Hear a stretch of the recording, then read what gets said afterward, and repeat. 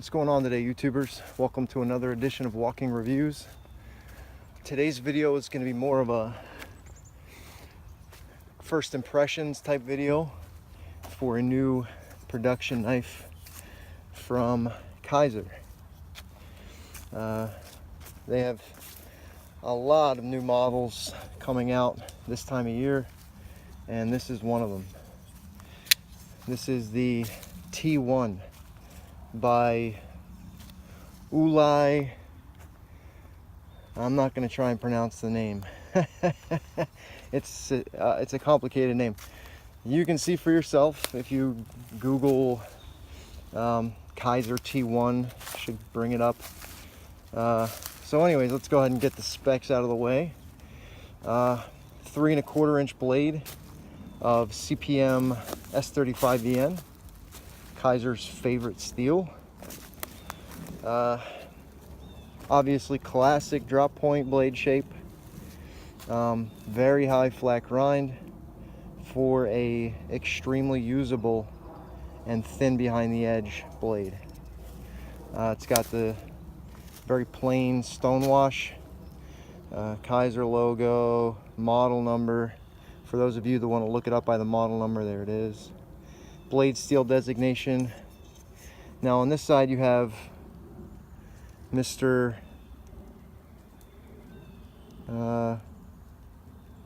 Uli's maker's mark. I'm not going to, again, his last name is too much for me. And then there's the name of the knife, T1. So as you can see, this is a frame lock. Handle length is 4¼ inches, so 7½ overall. It looks like it would be very lightweight, but it's got a little bit of heft to it. It's about 4½ ounces, 4.3 I think. Titanium on the handles, 3D milled clip. A little bit thicker than I would like as far as this, the very tip of it goes. Not the easiest in and out of the pocket, but nothing too crazy either. You can see the pocket clip has a different finish than the kind of bead blast look of the rest of the handle. So they did a nice job of contouring this titanium handle scale here to be thinner at the spine there and a little bit thicker, although it does kind of like slope down both ways. Very comfortable, very ergonomic. No jimping to speak of, but not really needed with the pronounced finger groove and the way the hand, or the way the handle just kind of melts into your hand. Very comfortable for any kind of grip, just for hammer grip, saber, whatever. Just a very comfortable. Of course, it's starting to rain. Son of a bitch. All right. Anyways, the rest of the Kizer crew is here with their titanium hardware, the steel lock bar insert. This has the same caged ceramic bearings, ceramic detent. Action is very smooth and snappy. Let's see, fit and finish. The center might be a little off because I've been flicking it all morning. Even though my mother told me I'd go blind, I've been flicking it all morning, and yeah. I need to Loctite the pivot screw because I did take it apart. So this knife reminds me a whole bunch of another knife that some of you might be looking at this and going, hey, that looks exactly like the Benchmade 761 or 765. The 765 is a little bit closer as far as size goes, but that is the Benchmade Thai monolock. And this does bear striking resemblance to the Thai monolock, mostly because they're both extremely plain titanium frame lock thumb stud openers. Both of them run on bearings. The difference here, and I think a good difference on behalf of Kizer, is this has a very substantial lockup, whereas the Thai monolock, if you've ever held one, handled one, that lockup does not inspire confidence. This thing is bank vault. You could not crank on this thing. It would take a whole hell of a lot to get this thing to fail, and it would probably end up failing at the stop pin rather than the lock up there. Yeah, so I'm digging it so far. I mean, I've only had it for maybe a day so far, but the action is nice. It's not a flipper, which would be my preferred, but there's like 10 million Kizer flippers that look very similar to each other, so it's nice to see them do different things. I don't know any of the collaborators' work. Mr. Uli, I'm just going to keep calling him Mr. Uli. I do not want to attempt his last name. Yeah, I don't know the model, the custom model that this is based on, or even if it is based on a custom model, or if he just designed a knife for them. But this is very simple, but it's very, it's got an elegance to it. I really like the contouring they did.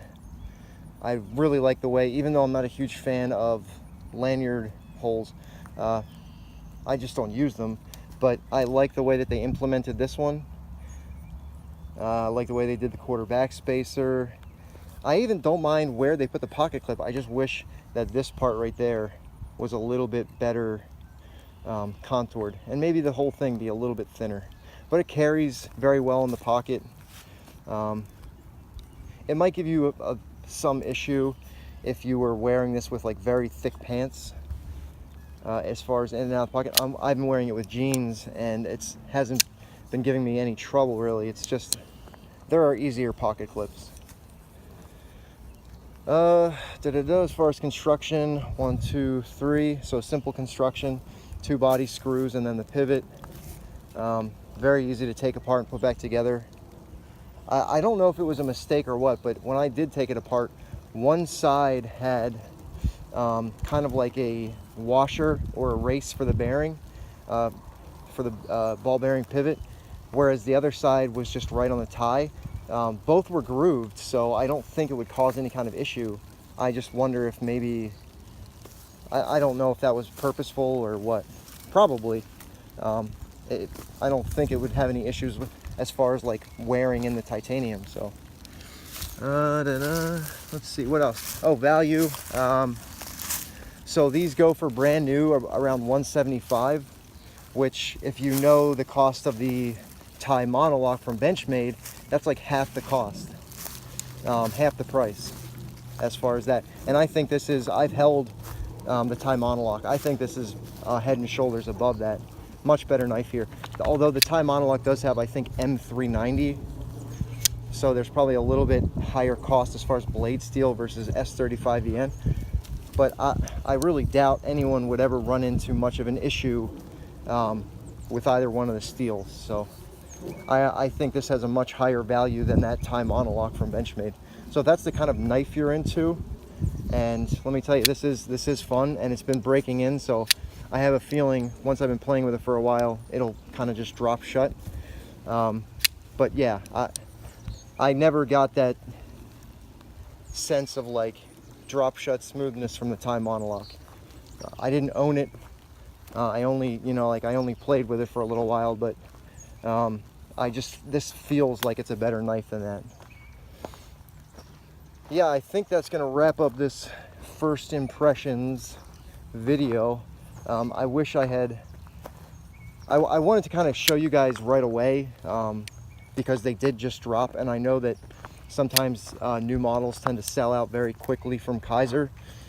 So I wanted to kind of let you guys know, hey, that if you're into the thumb stud opener, and there aren't enough thumb stud openers with the ball bearing pivot, so if that was something that you guys were into, definitely I think a definite value piece here.